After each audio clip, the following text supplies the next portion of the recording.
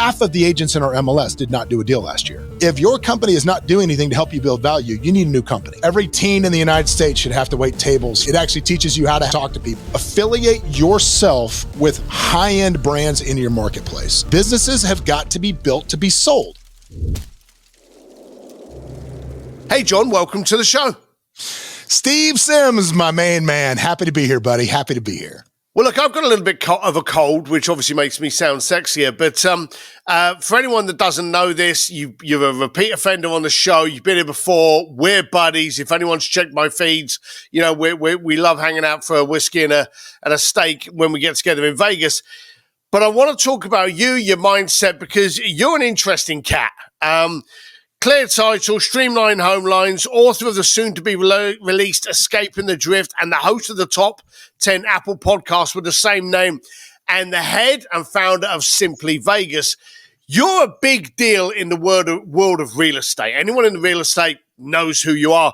But I wanted to talk to you specifically because the world of real estate is getting turned upside down. And there's a lot of crybabies in it. There's a lot of people that jumped into it when it was during the COVID period and went, oh, I'm born to be here. But basically, it wasn't their ability. It was the marketplace that was helping them. And there's a clean out now. There's a clean out of those people that couldn't do what they thought they could do, and those people that are striving to be the best at what they can do. And, of course, there's also the pressure with the new laws and the new restrictions on commissions. So talk to us. In the world of real estate, what's going on, and why should people in the world not actually panic about it? Well, the first thing I want to say is if you're listening to this right now and you're like, oh, it's a real estate guy, I'm not a real estate person, so I shouldn't listen to this. You should, because eventually at some point you may want to buy a house. So all of this information is going to be pertinent to you to understand the changes that are taking place in real estate and how it's going to pertain to you. But effectively what's happened, for those of you that don't know, if you're not in real estate, there was a lawsuit filed in the great state of Missouri. It's called the Sitzer-Burnett. It was a class action lawsuit against all of the big names. So like all of those big names you see during Super Bowl commercials, the Keller Williams, the Berkshire Hathaway, the Remaxes, the Anyways, all of those big companies that you see filed this class action lawsuit. And essentially what they were saying was that all of these brokers were colluding to artificially inflate real estate commissions by forcing sellers to pay buyer's agents commissions when you buy a deal. Forever, when you purchased a home, you would go get a buyer's agent, and then they would take you out to look at homes, and there'd be a little line somewhere in the MLS sheet that they were looking at that said, here's the co-op, which means this is what the seller is going to offer to compensate the buyer's agent. Well, long story boring. First of all, this has never been mandatory. It has never been something that was forced to do to people. It's just kind of what sellers have always done. And I'm not going to use the word traditional or usual or normal. It's just kind of how things were done, right? So anyway, this lawsuit comes up and none of the big firms took it seriously. Like none of the big firms thought this was going to go anywhere. They just didn't. And that is very obvious if you look at the jury. So you're supposed to be judged by a jury of your peers. The jury was made up of 12 people that were lifelong renters. They had never even been through the home buying or selling process. And when you get a jury like that that's talking about issues of home buying they don't understand, they're just looking to punish the big man. So, of course, guilty. They awarded $1.8 billion. And because it was a violation of the Sherman Antitrust Act, that now becomes treble damages, which means times three. And guess who ain't got almost $6 billion, Steve, if you want to take a guess at that? All of those companies combined don't got $6 billion, especially the National Association of Real Estate Agents, which was named in there as well, NAR. So all of the big companies started to settle these cases for pennies on the dollar to what they could owe if they'd have gone through with the original judgment. And then along comes a couple things happen after that. So the first thing was, as soon as that jury came back guilty, lookalike lawsuits started popping up all over the United States. And if you're wondering why I'm so incredibly well-versed on this, is because yours truly was named in the one for Nevada, because our company, Simply Vegas, is the second largest company by volume here in our wonderful state.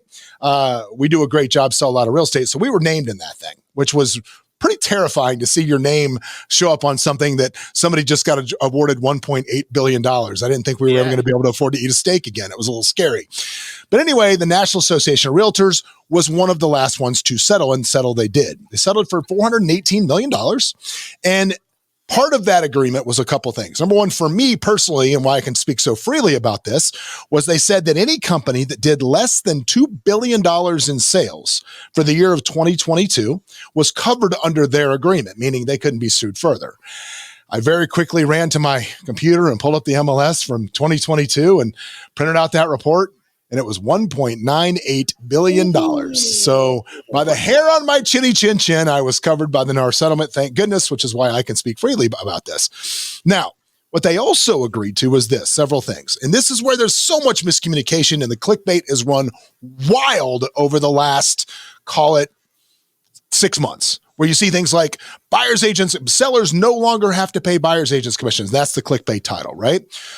They did not mandate that sellers cannot pay buyer's agents commissions. They said that as realtors, we are no longer allowed to advertise buyer's agents commissions strictly through the multiple listing service. So that little line I talked about earlier, what would say what the buyer's agent was going to pay, that line is gone. However, the seller still can offer commission to the buyer's agents. That's the biggest change. The second change is this. Now, clients cannot go shopping for a house with a buyer's agent representation without having a buyer's broker agreement, which is essentially a listing contract for a buyer. It says, you're going to represent me exclusively. When we find a house, you're going to earn X. That is probably the thing that's freaked a lot of people out.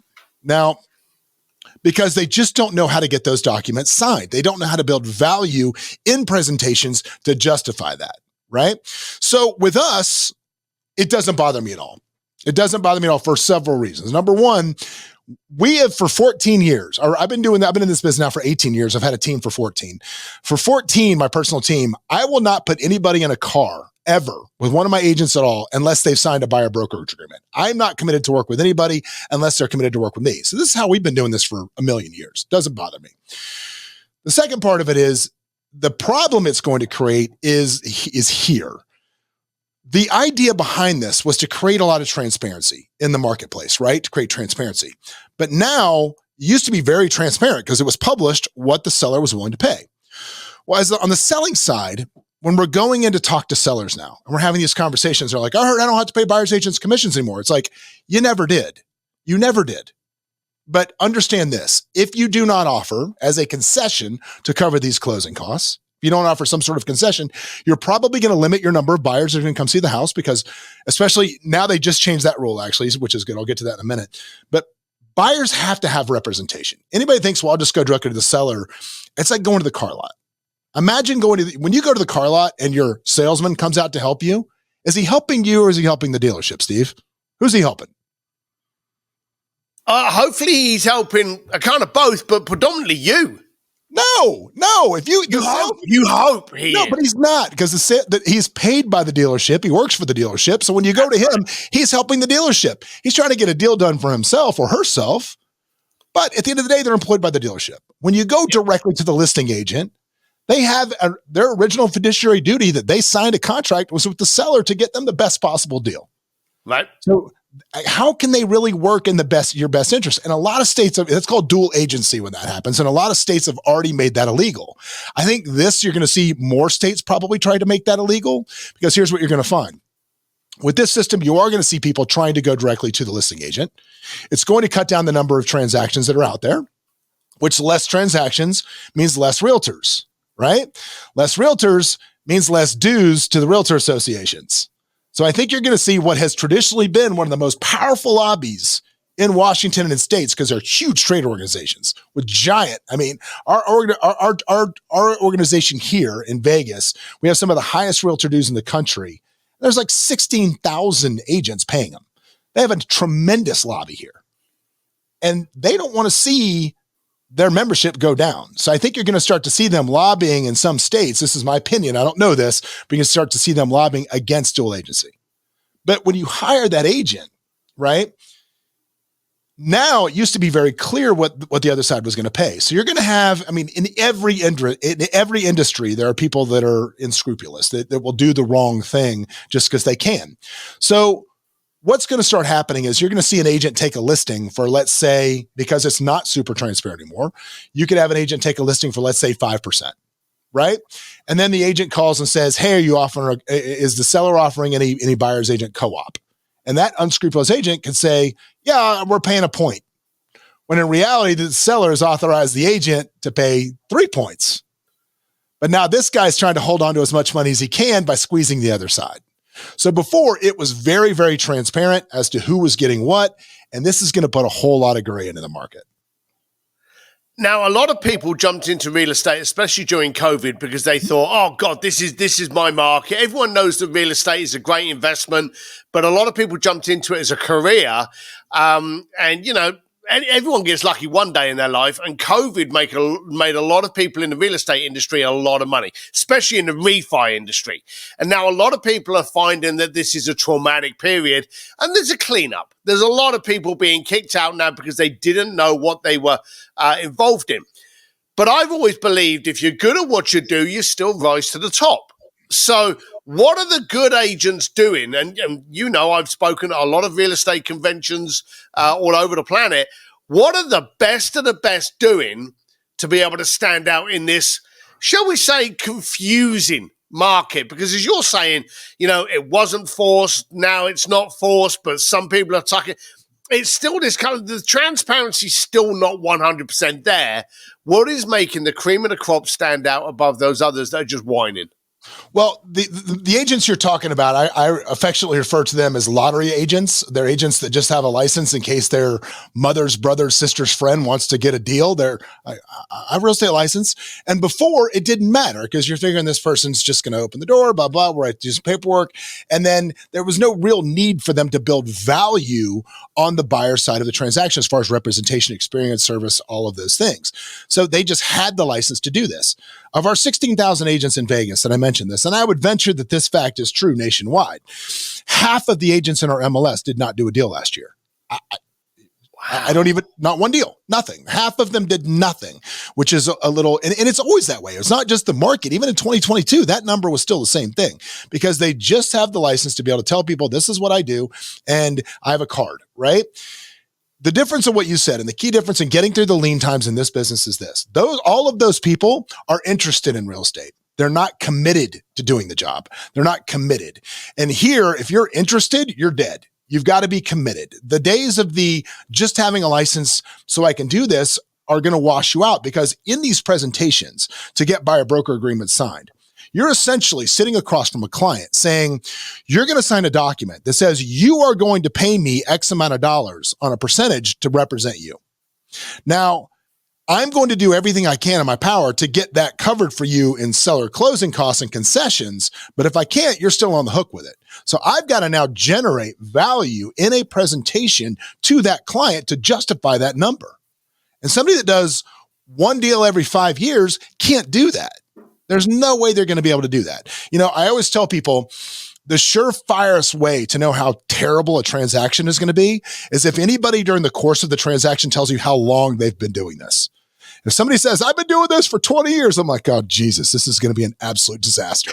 Because in real estate, it does not, it's in most things that are skill-based, right? It is irrelevant how long you've been doing something. It matters how much you do something.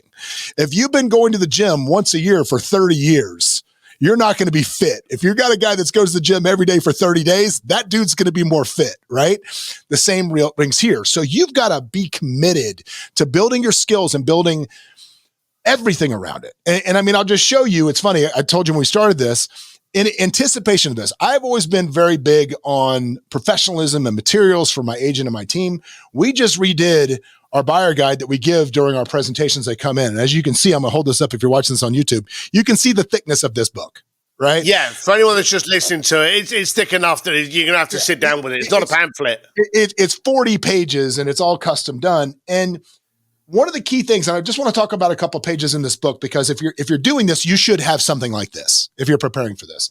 But one of the things that I definitely did in here was, number one, I have a whole page where I explain exactly what I just explained to you guys as far as the NAR settlement. I explain to the client exactly what just happened. And then I also talk about leading into the buyer broker agreement, what that means. But as a brokerage, so not only through education and through volume and through skill level, we've set our agents up to success. I'm also doing a couple of different things to build value for our agents.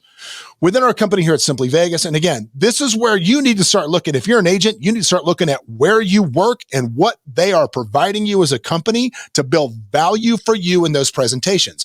If your company is not doing anything to help you build value, you need a new company. That's not a recruiting pitch for me. That's just anywhere you are in the country. Now, at Simply Vegas, my company, for example, when we talk about the process of moving, and it's very, very big in our book, we talk about our concierge department. I have a full-time concierge that works for us, and literally every single client that goes into escrow gets handed off to our concierge department. You see right there, concierge. Everybody gets handed off to concierge. They will handle everything for you involving this move. If you need moving quotes, if you need boxing quotes, if you need painters, if you need cabinets, if you need carpet, if you need floor, if you need to know what is the best club baseball team my 12-year-old should play on because I'm thinking about moving to Las Vegas, they will find that information for you. And it's not just about selling a house with us, it's about the entire experience. And when we go through and present that, we create so much value in our services that they have no problem signing. But I create more value on top of that, because you mentioned at the top of the show when you introduced me that we are a completely vertically integrated company, meaning we own our own title and escrow companies, we own our mortgage companies, we own everything, right?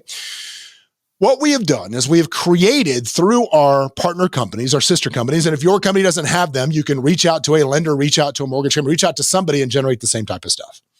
But we have created through our process, it's called the Buyer Representation Preferred Partner Credit Program. I know that's a mouthful, but that's why we write it down. But essentially what it is if you use our lender to do this, our lender will credit you 40 basis points of your loan, which is it's just under 0.4% of your loan, towards closing costs to pay for your buyer's agent. Our title company will give you a $250 on the CD credit to pay for your buyer's agent. Now, what makes this legal? I mean, there's a law called RESPA where the title company can't incentivize the agents for the business, but we're not incentivizing the agents. We're giving the credits directly to the buyers so they can get representation. So when you're sitting with me, Steve, and I go, here's our reputation. This is all the things we do. I build an incredible amount of value through my knowledge, through my expertise, and through our service of our company. I can then say, and by the way, if you use our auxiliary services, which are great, I'm going to get about $4,000 of this paid for you right now, guaranteed. Guaranteed it's already handled because you're just getting the credits to do this. And if I can negotiate this through the deal, you can use these credits for whatever you want. Doesn't even matter. Again, it's about creating value for the customer. I'm interrupting this podcast for 35 seconds to give you more value. If you are an ambitious entrepreneur looking for the opportunity in everything you come across, don't just listen to this podcast. Imagine taking part in these conversations every week. Imagine having a new network of creative and disruptive entrepreneurs to support and push you into becoming the person you can be. With this high level and exclusive community, it exists. Head to simsdistillery.com to learn more.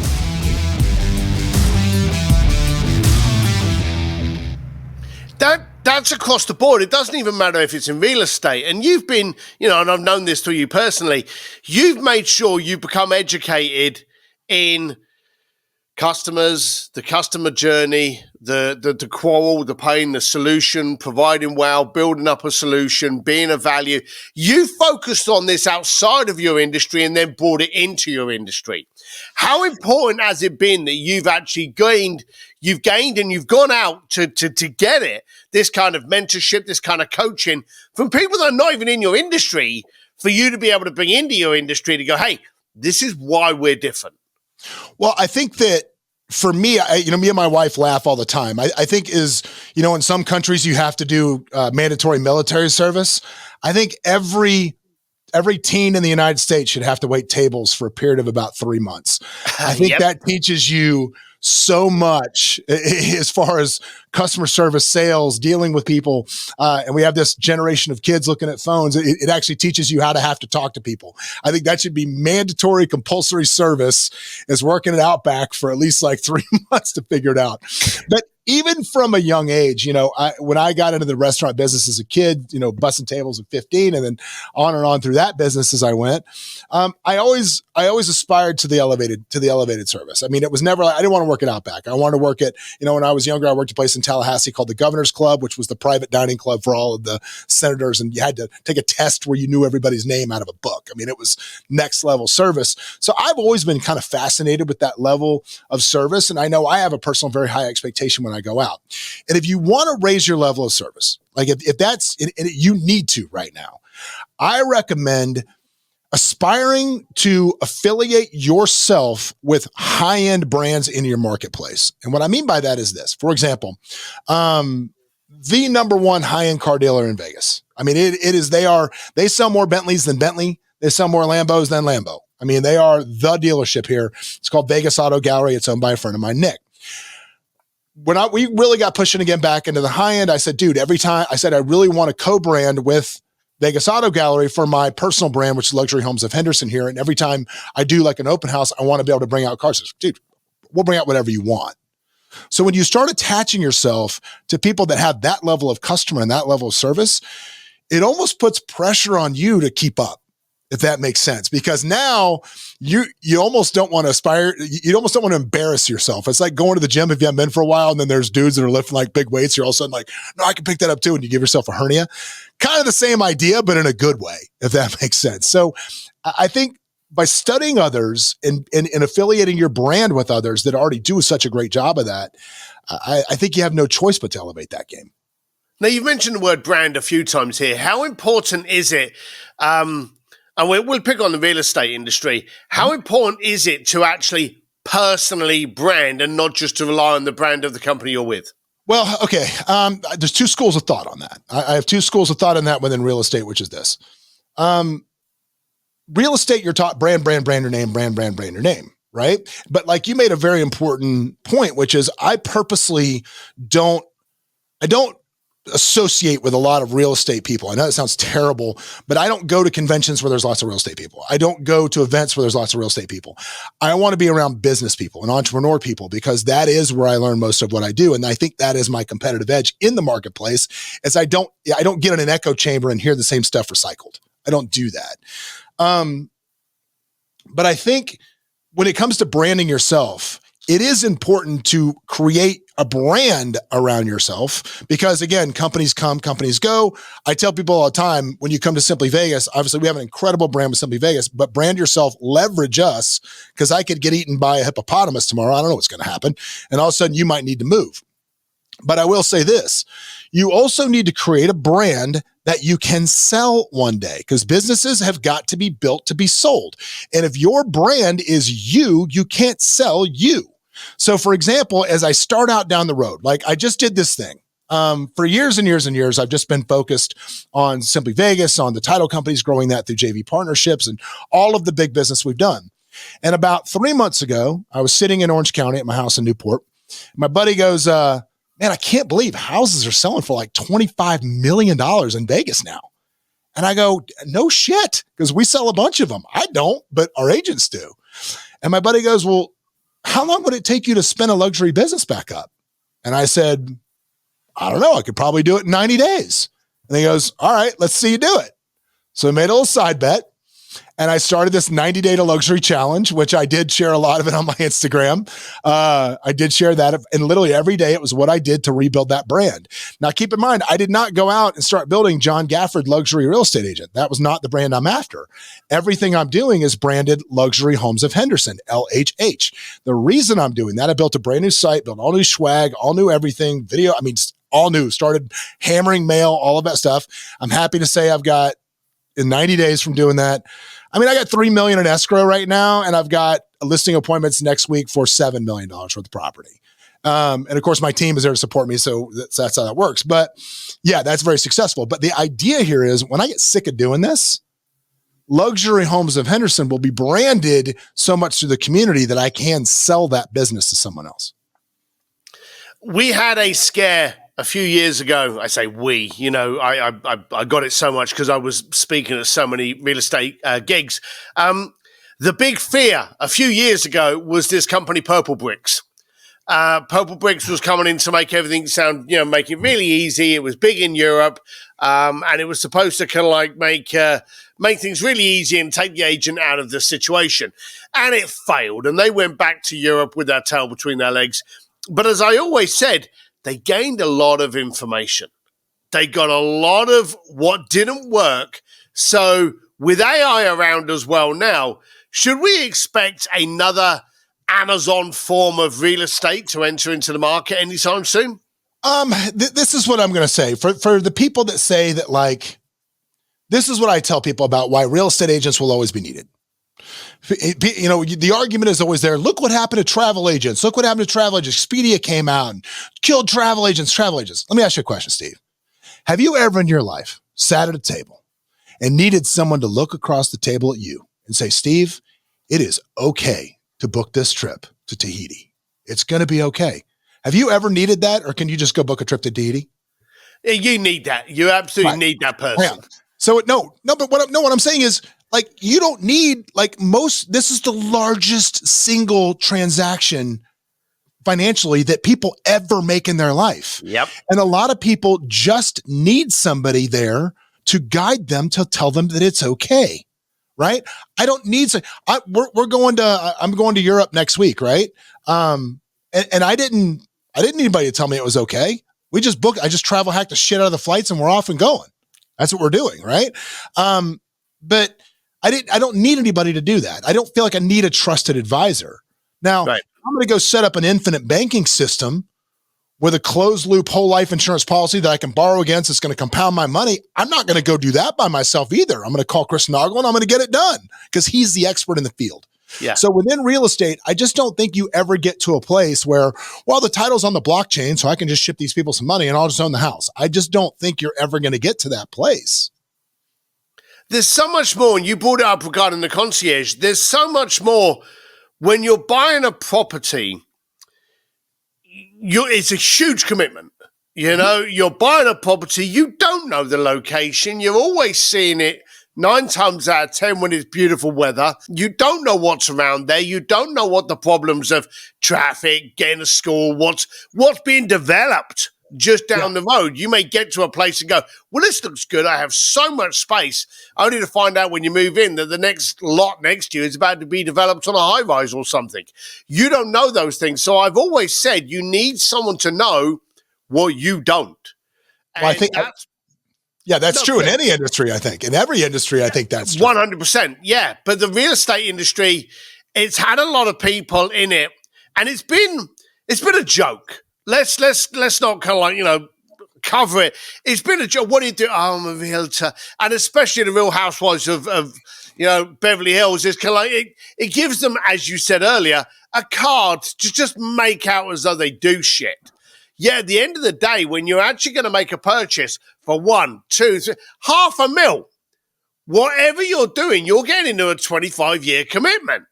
Yeah. You've got to know what you're dealing with. So it comes down again to that trust in the knowledge that you have.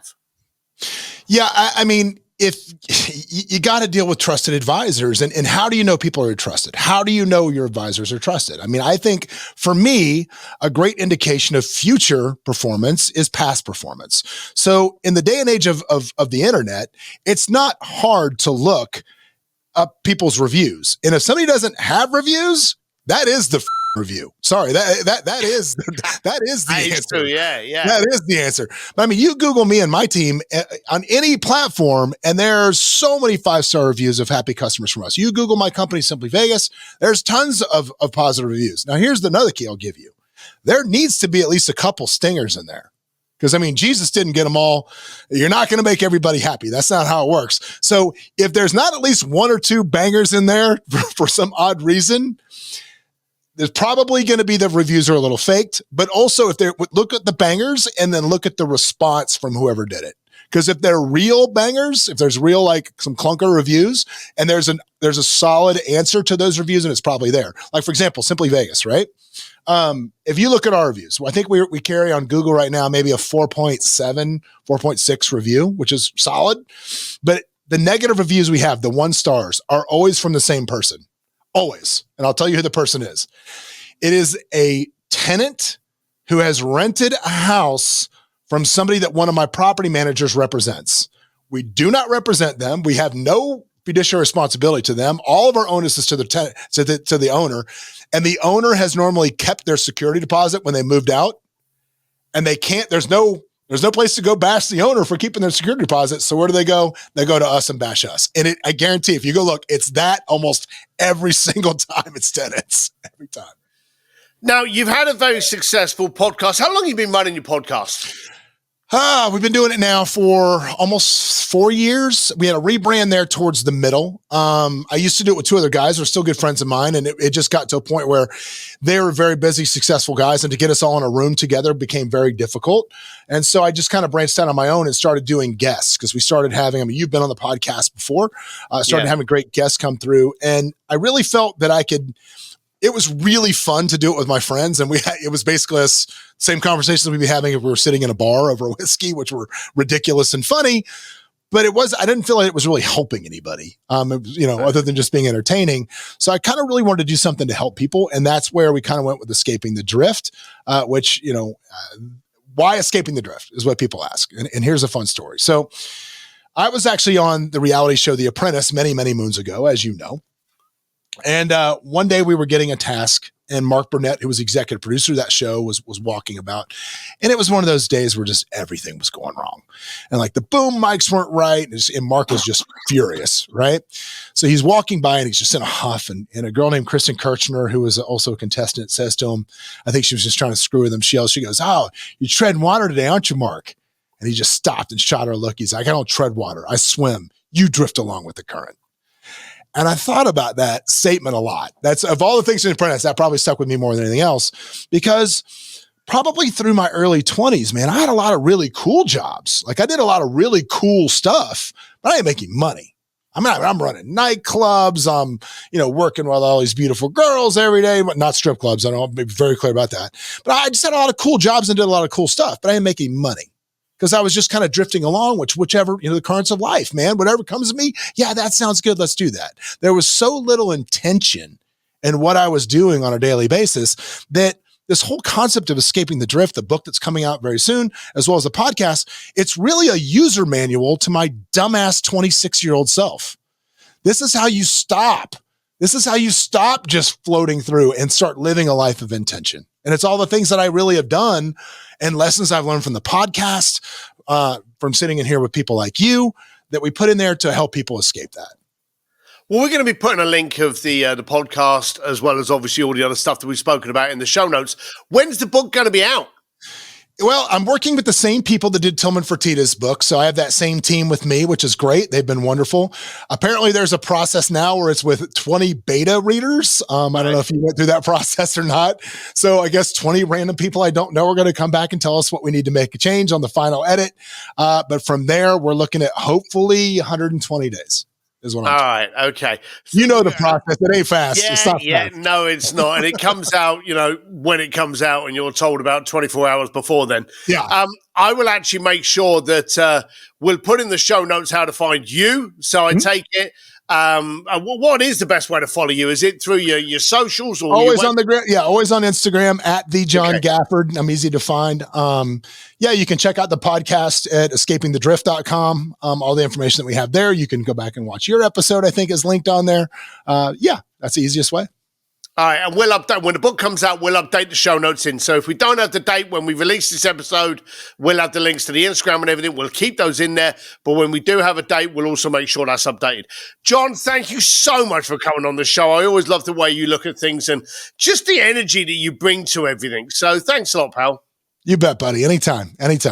Hey, thanks for listening to the podcast. You know what to do. If you love it, share, subscribe, but more than anything, do something with it. And remember, life's too short to play it safe. So disrupt, connect, and grow. See you next time.